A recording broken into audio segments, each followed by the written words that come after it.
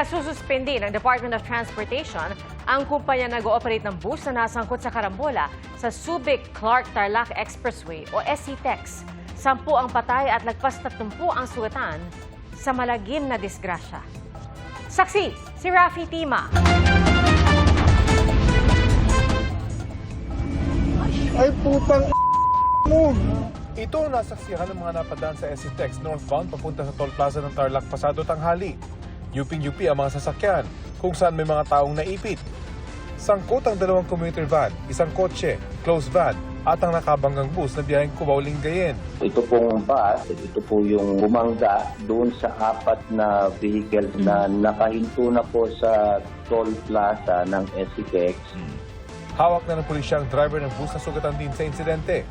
Base sa investigasyon, Naka-isip na po siya. Yung bus driver po ng Solid North Transit na siyang unang bumangga dun sa mga sasakyan. Sa pagkakaidlip niya, dahil full speed po siya, so kaya po hindi niya namalayan na approaching na po siya dun sa SCTEX Toll Plaza.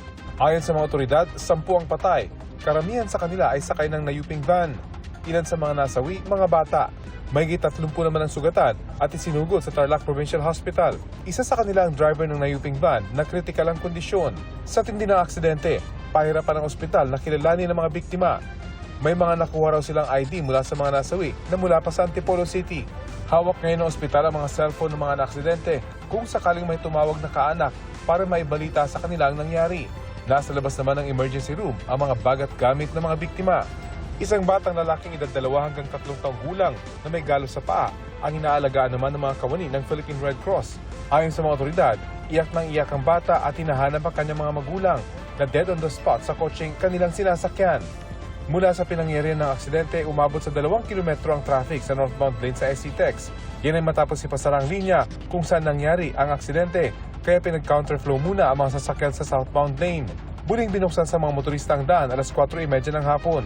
Sa gilid ng kalsada, makikita ang mga basag na bahagi ng taillight at maliit na life vest mula sa nayuping van. Mahaharap sa patong-patong na reklamo ang driver ng bus. Iniutos naman ni Transportation Secretary Vince Dizon sa LTFRB na patawan ng preventive suspension ng Solid North Bus kasunod ng disgrasya. Ayon sa LTFRB, batay sa record nila, nakarehistro raw ang bus sa Dagupan Bus Company.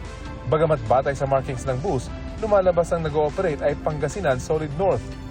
Sinisika pa namin kunin ang kanilang panig. Ayon pa sa LTFRB, maglalabas ng show cause order para sa operator ng kumpanya. The reason of the suspension is preventive po kasi yan. Para ma-check po ng ahensya yung mga buses and then magkakaroon po ng mga tests yung drivers. They are inclined to issue a suspension of the fleet of the operator ng mga bus nila na ang biyahe ay Cubao to Dagupan.